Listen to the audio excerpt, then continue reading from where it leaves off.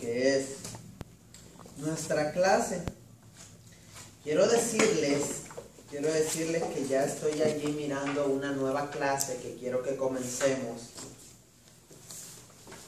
¿Alguien me puede decir qué clase el hermano Leo se trae entre manos? ¿Qué clase cree usted que vamos a tomar? Fíjese, dije a tomar, no a retomar, porque va a ser una clase nueva que es necesario que la veamos. Es muy importante para la iglesia del Señor. ¿Quieren que les diga? Va a ser la clase, va a ser un estudio de la fe. La fe. La palabra del Señor dice que sin fe. Entonces, cuando el cristiano habla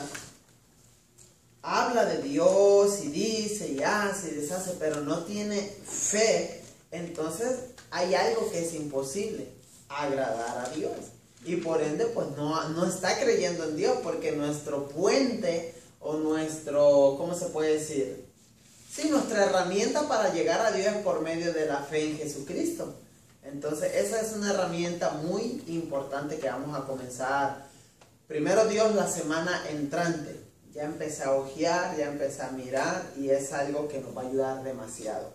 Quizá, al menos yo nunca recibí en un discipulado una clase de fe.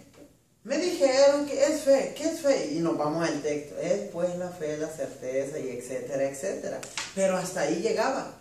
Bueno, pues yo quiero decirles y avisarles que así como la clase de conflicto, así como la clase de escatología está de larga, vamos a traer un proyecto, una clase de fe así de extensa, para que vean lo que es fe en todas sus facetas, y usted pueda desarrollar una vida en fe y una vida de fe para con Cristo. Usted va a decir, wow, de lo que me estaba perdiendo, porque va a ser un sistema. La fe es como un sistema, toma de aquí, bíblicamente. Entonces nos vamos a enriquecer en fe, que es lo que a la iglesia del Señor que le falta, necesita.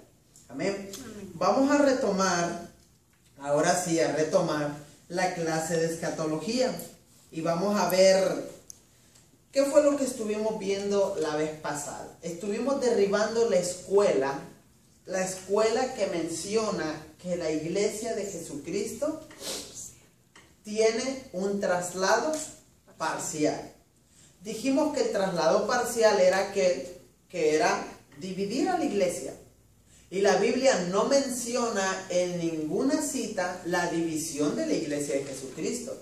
O se va completa.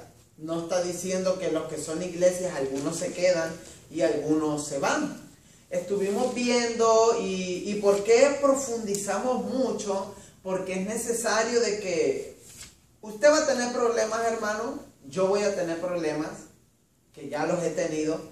Que al predicar esta enseñanza, o al enseñar esta enseñanza, por ende, mucha gente nos va a tildar de falsos cristianos o de falsos predicadores doctrinales, gente que predica falsa doctrina. ¿Por qué? Porque todo lo argumentamos en lo escrito. Y yo me he dado cuenta que aún nuestros hermanos en Cristo, y sin ofender a ninguno, pero hemos conocido y yo conozco, y para eso son estas clases, para poder compartir. Y dicho sea de paso, yo les digo a los que me vean en el video, no se enojen conmigo. Antes de enojarse, entiendan que mi mayor deseo es poder transmitir un estudio bíblico para que se cumpla lo que dice la Escritura. Y conoceréis la verdad, y la verdad te hará libre. Entonces, la gente se ha ido. ¿Se acuerdan de la palabra hiperliteralismo? ¿Qué era el hiperliteralismo? Cuando alguien toma algo hiperliteral, cuando alguien solamente lee y así como está escrito literalmente, eso es lo que significa. Es lo que yo he conocido en muchos hermanos. ¿Qué es el hiperliteralismo? Hiperliteralismo de literal, que así como dice, y las 10 vírgenes, hablando del aceite, hablando de que unas fueron tomadas y otras fueron dejadas, así como se leyó, dicen que fue el arrebatamiento. Eso es hiperliteral, solamente leer lo escrito. ¿Por qué? Porque nadie se fue a escudriñar. Vuelvo y repito. repito y estaré haciendo hincapié porque debo de hacer hincapié en esta clase, porque es de mucho escudriñar en cuestión a la hermenéutica. Yo decía la vez pasada, vuelvo, retomo las mismas palabras. La gente puede opinar, hermano Leo, ¿a quién le importa la hermenéutica? ¿Recuerdan que lo dije? Dicho sea de paso, yo le doy una tarea. Vaya y pregunte a hermanos líderes que usted conozca y usted pregúntele, ¿usted sabe qué es la hermenéutica? Y quizá le van a decir, sí, vive por ahí enseguida de la casa. Van a pensar que es una señora hermenéutica. Pero no. ¿Qué le quiero decir con este chiste, con este algo así medio brusco? De que la gente no toda, aún teniendo puestos de renombre en las iglesias, aún siendo copastores, aún siendo líderes, digamos, de damas, líderes de caballeros, líderes de jóvenes. ¿Por qué me voy al liderazgo? Porque se supone que el liderazgo es el que tiene que estar preparado en la palabra, ¿verdad? Es el que tiene que estar ahí y que tiene que saber la palabra de una manera sistemática. Que cuando le digan, háblame de lo que es escatología, que puedan hablar quizá no todo en el vasto concepto de escatología, pero que los líderes que tenemos hoy en día y que están en las iglesias puedan decir, mira, la escatología comprende de estos eventos que van a venir, de estos que están pasando.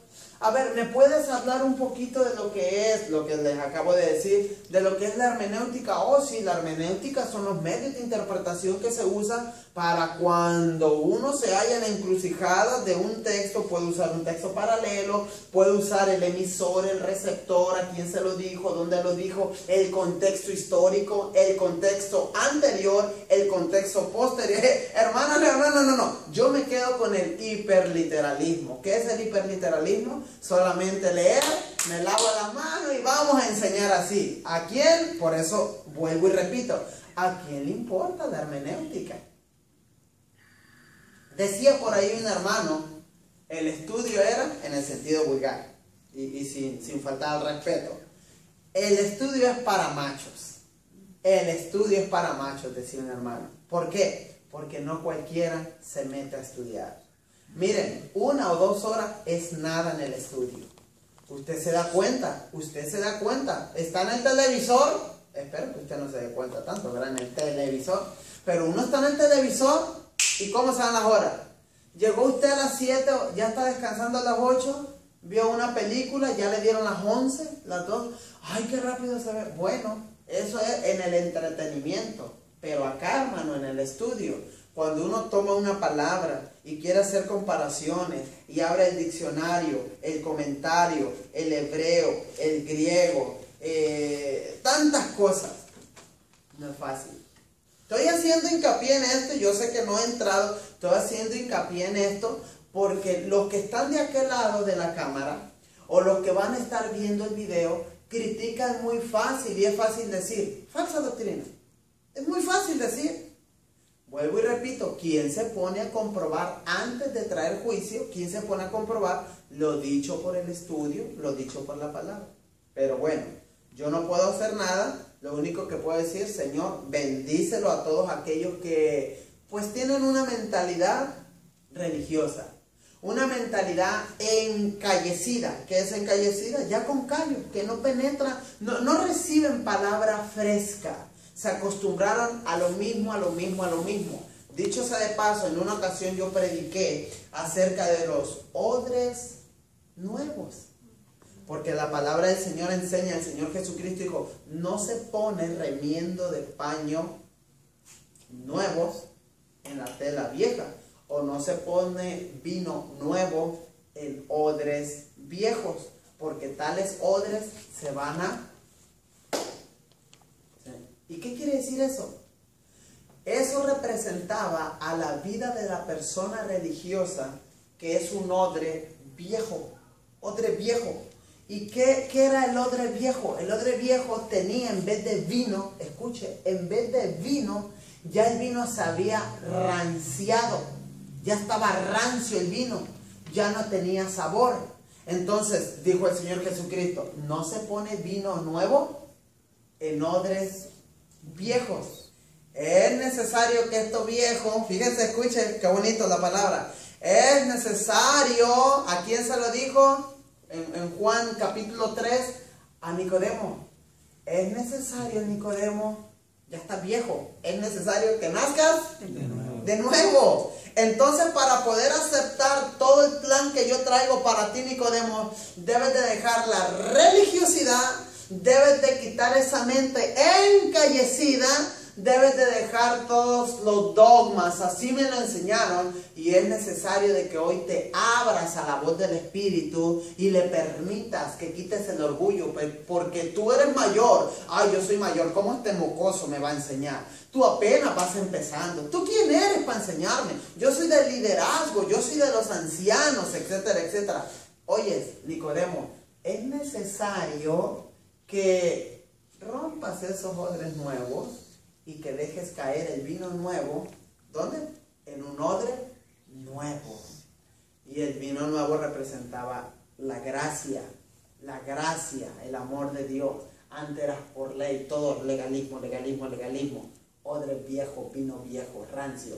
Ahora la gracia llega, la palabra de Dios, la frescura. ¿Amén? ¿Lo entendemos? Amén. Amén. Espero que me hayan entendido. Y vamos a comenzar. Y ya vimos la escuela del traslado parcial. Ya negamos que las 10 vírgenes son la iglesia. Ya negamos que el aceite es símbolo del Espíritu Santo. Ya negamos que la palabra que dice uno será tomado y el otro será dejado. Ya descartamos que el tomado eran los que se iban para el cielo con el Señor y que los dejados eran los que se quedaban al infierno, la gran tribulación. Ya lo negamos. Es al revés. Resulta que los tomados son los que son tomados para juicio y los dejados son los que son dejados para reinar en el reino milenial con Cristo. Hermano Levi, ¿usted de dónde sacó eso? Eso lo sacamos de un pasaje paralelo porque Jesucristo nos envía a los días de Noé. Y los días de Noé ahí enseña que a unos dejó y a otros tomó. En este sentido vino el diluvio y tomó a quienes. ¿Qué significaba la palabra tomar? Encontrarlos en vergüenza, destruirlos, raerlos, quitarlos. Entonces, ¿qué fue lo que pasó? Vino el diluvio y los quitó, los encontró en vergüenza, en su pecado, en su maldad. Y se los llevó, ¡fum!, desaparecieron. ¿Pero a quién dejó? A Noé y a su familia. ¿Entendido? Para los hermanos que me vean el video, que no digan, que no le cuenten, porque a lo mejor le mienten y que no digan que estoy inventando una falsa doctrina. Ahí están los textos bíblicos. Si no lo pueden entender en esta clase, regrésense a la clase anterior. Que dicho sea de paso, estamos poniendo escatología 1, escatología 2, etcétera, etcétera. Hoy vamos a ver otra escuela, ya no la del traslado parcial. Ahora vamos a ver la escuela, ¿cuál es? Traslado de la iglesia durante la tribulación. Hay una escuela que enseña que la iglesia será arrebatada durante la tribulación. ¿Ok? Con permiso. Traslado de la iglesia durante la tribulación. Dice, escúcheme con mucho cuidado. Ponga mucha atención a esta, que esta es otra escuela que también, quizá entre estas se nos enseñó algo, quizá algunos no. Escuchen. Esta escuela enseña y afirma que la iglesia va a ser arrebatada al final de los primeros 3 años y medio de la tribulación, conocidos teológicamente como la 70ª semana de Daniel. 70ª, que quiere decir la 70 semana de Daniel. Vamos a estar hablando de ello ya después. Razones por las cuales esta escuela pierde fuerza en la escatología. ¿Pierde qué? Fuerza. Y al decir que pierde fuerza, esta escuela, que está perdiendo credibilidad. O sea, que no está o no tiene las suficientes bases bíblicas para sostenerse como que sea la verdadera doctrina de la palabra de Dios. El apóstol Pablo que fue a quien se le reveló el misterio del arrebatamiento de la iglesia, ¿a quién se le reveló? A Pablo. Pregunta, ¿el arrebatamiento es una doctrina del Antiguo Testamento o del Nuevo Testamento? Del Nuevo Testamento. ¿De qué? Del Nuevo. Pablo, ¿dónde apareció? ¿En el Antiguo o en el Nuevo? Del Nuevo Testamento. Bueno, de acá, ¿verdad? Del Nuevo. Aunque Pablo vivió en el Antiguo, recuerden, los evangelios no es la gracia manifestada. La gracia manifestada es ya en el libro de los Hechos, cuando ya Cristo murió. Porque los evangelios todavía a Cristo le tocó vivir en el periodo de la ley. Dicho sea de paso, Cristo caminó, ¿y con quién eran sus mayores enemigos? Los fariseos, los sacerdotes. Al tiempo de la ley caminó con ellos. Ellos eran, o él mejor dicho, Jesucristo caminó en el tiempo de la ley. Cuando Cristo muere, abro un paréntesis, cuando Cristo está con los discípulos, sus 11, sus 12 discípulos, aún estando Cristo con ellos, pregunta, ¿los discípulos eran nacidos de nuevo? No. ¿Por qué? Porque todavía Jesucristo no había muerto y no, el Espíritu Santo no estaba En ellos, morando en ellos. Ujú. Ok, buena respuesta. ¿A partir de dónde la gracia se manifiesta? En Hechos, donde dice que fueron cuando Jesucristo muere y resucita. Esa es la clave. Okay. Esa es la clave. Que Cristo, mientras Cristo no muera, no se manifiesta la gracia. ¿Ok? Mientras Cristo no muera, no se manifiesta la gracia. Porque Cristo muere y es resucitado. Si no resucita, pues, dice la palabra del Señor, vana es nuestra fe. Entonces, comamos y bebamos, que mañana moriremos, dice la palabra del Señor. A partir de cuando Cristo muere, ¡pum!, se activa la gracia, y ahí es donde todos ya no estamos bajo la ley. Ya todo aquel que dice, Señor Jesús, recibo el plan de salvación para mi vida, te reconozco como mi Señor y salvación, a partir de ese momento, pues yo ya estoy manifestando o tomando la gracia para mi vida, ¿ok? Voy a proseguir aquí, escuchen. El apóstol Pablo, que fue a quien se le reveló el misterio del arrebatamiento de la iglesia, no sujetó dicha venida a señales, ¿ok? No sujetó dicha venida a señales. Si la iglesia va a pasar por los primeros 3 años y medio de la tribulación, vaya entendiendo, ¿ok? Porque aquí está fácil entender lo que voy a explicar. Porque si esta doctrina, ¿cuál? La doctrina que niega La iglesia. la inminencia. ¿Qué es la inminencia? La seguridad de que Cristo viene y que no se sabe cuándo viene. Escuchen. El apóstol Pablo, que fue a quien se le reveló el misterio del arrebatamiento de la iglesia, no sujetó dicha venida a señales. Si la iglesia va a pasar por los primeros 3 años y medio de la tribulación, marcaría un lapso exacto donde se conocería el tiempo del traslado de la iglesia, perdiendo la inminencia del arrebatamiento. La palabra del Señor dice que no se sabe el día ni la hora. En su lenguaje, el apóstol Pablo afirma que la venida del Señor puede ocurrir en cualquier momento, hasta el punto que se contó entre los que iban a ser transformados. ¿Sí ha leído esa parte? Y los que vivamos, o sea, él se cuenta en ese momento, que los que hayan quedado, pues seremos arrebatados con el Señor. Desde hace 2000 años o más de 2000 años, ya Pablo ya se contaba. Imagínense, ¿desde cuándo se está esperando la venida de Cristo? Por eso muchas personas luego dicen que ay, ¿desde cuándo? Y no viene, y tantos años. Y a muchos les va. Por eso la palabra dice, no tengan en tardanza la venida del Hijo del Hombre, la venida del Hijo de Dios. Satanás, aquí vamos a aprender algo. Yo es algo que aprendí. Es algo que aprendí que se lo voy a compartir. Usted dice, hermano Leo, pero ¿qué del anticristo? ¿Qué del anticristo? ¿Quién es? ¿Cómo es? Porque se usó de que era una computadora gigante, por allá por Europa. ese va a ser el anticristo que va a controlar todo. No que fue Hitler, no que es un demonio, una bestia, que es el número, y un montón de preguntas y de especulaciones de qué es. Pero yo aprendí algo durante estos días. ¿Satanás sabe cuándo viene Cristo? No. ¿Satanás sabe cuándo viene Cristo? Yo digo que sí. A ver. Y es que sí. ¿Y qué es lo que dice la Biblia?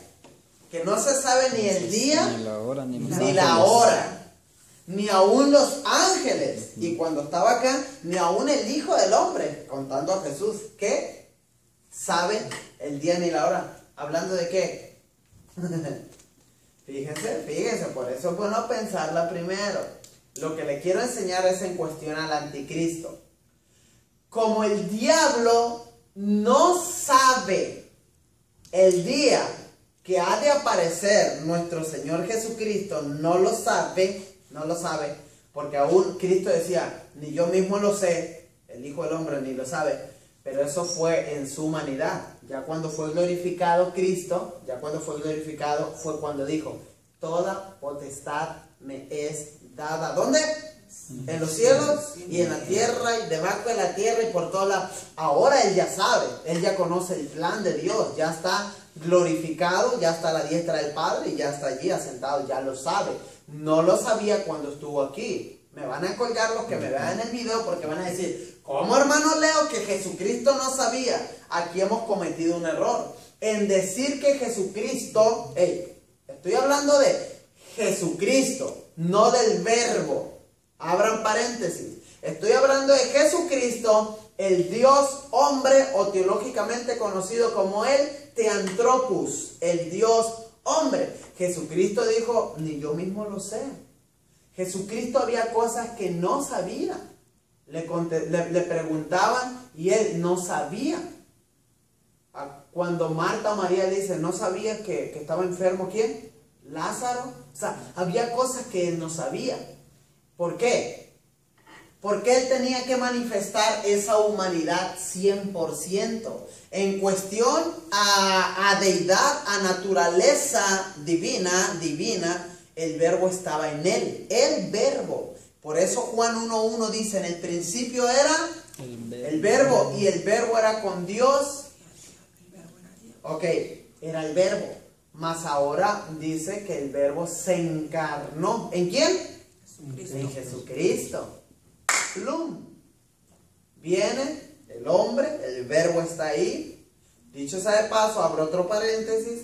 Nos vamos a que esto es tan rico que enseña y enseña y enseña de que el primer milagro, escuche, el primer milagro que hizo el Señor Jesucristo no lo hizo Él en calidad del Señor Jesucristo, con el poder a Cristo. ¿Por qué? Porque el primer milagro de convertir las aguas en vino, por eso cuando lo invitaron, y creo que la mamá María le dice, mi hijo, le dice, mujer, ¿qué tienes conmigo? O sea, todavía no es mi hora. ¿A qué hora se refiere? A que su ministerio todavía no había comenzado.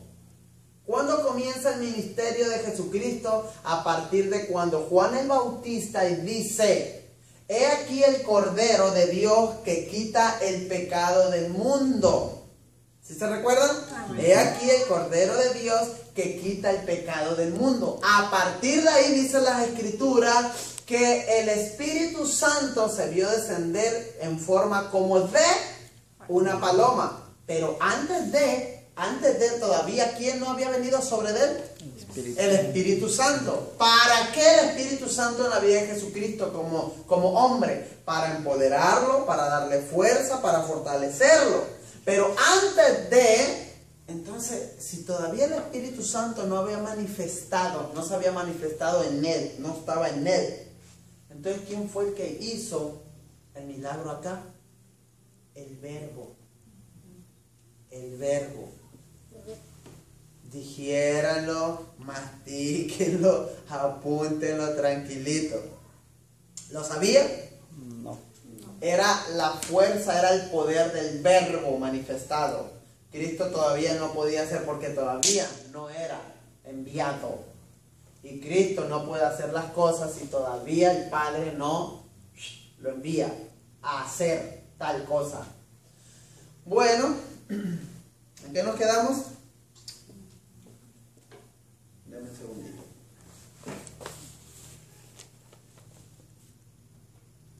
Entonces dijimos, en su lenguaje el apóstol Pablo afirma que la venida del Señor puede ocurrir en cualquier lugar, momento, en cualquier momento, hasta el punto que se cuenta entre los que iban a ser transformados. Perfecto. Ya dijimos, porque no cerramos el paréntesis en cuestión a los discípulos, ya dijimos que los discípulos no eran nacidos de nuevo. ¿Cuándo? Cuando Cristo estaba con ellos. Ellos nacieron de nuevo a partir de que Cristo murió. ¿Vino quién? Allá en el aposento alto. Espíritu Santo. Es el que produce el nacimiento de nuevo. A partir de ese momento. ¿Ok? ¿Te agarraste, Tari? Ok, no te me pierdas. No te me pierdas. Ellos no eran nacidos de nuevo.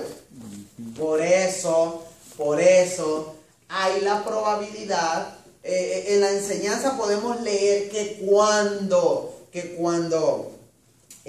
Pedro pues niega a Jesús, y cuando Cristo le dice Pedro a Jesucristo, a causa de que el Señor Jesús le dice que todo le va a acontecer cosas fuertes, va a ser crucificado.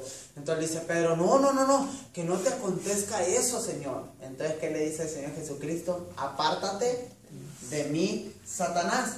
Que en el original griego Satanás quiere decir, o sea, tropiezo, apártate de mí, tropiezo, que no venga tropiezo sobre mi vida.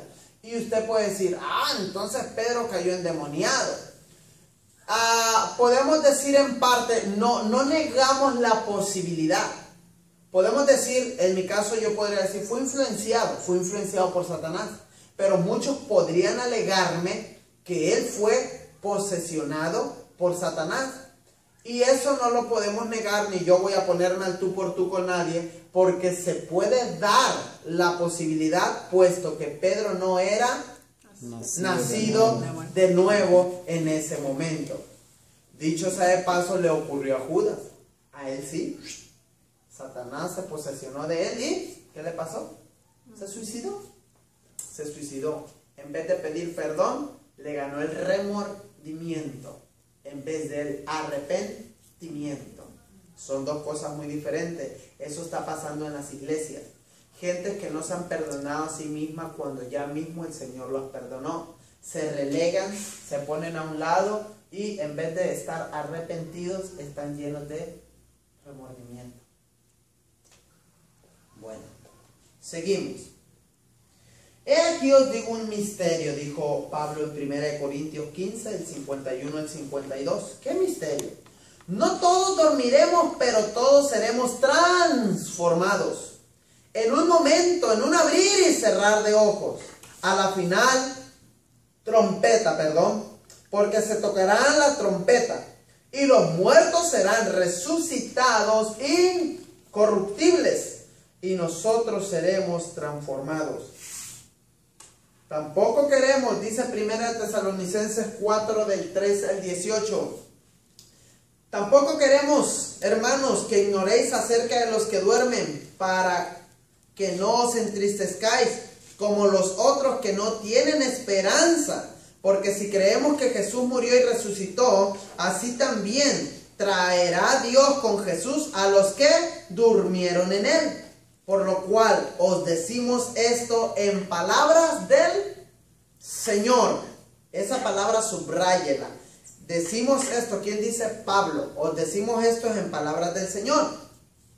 Que precederemos, o que nosotros que vivimos, que habremos quedado hasta la venida del Señor, no precederemos a los que durmieron. Porque el Señor mismo, con voz de mando, con voz de arcángel y con trompeta de Dios, descenderá del cielo, y los muertos en Cristo resucitarán primero. Luego nosotros los que vivimos, fíjate, Pablo ahí se está contando. Luego nosotros los que vivimos, los que hayamos quedado, seremos arrebatados juntamente con ellos en las nubes para recibir al Señor en el aire, y así estaremos siempre con el Señor. Diferencia de arrebatamiento y segunda venida de Cristo. En el arrebatamiento, la iglesia se va al encuentro con Cristo y nos recibe Cristo en el aire. En la segunda venida de Cristo,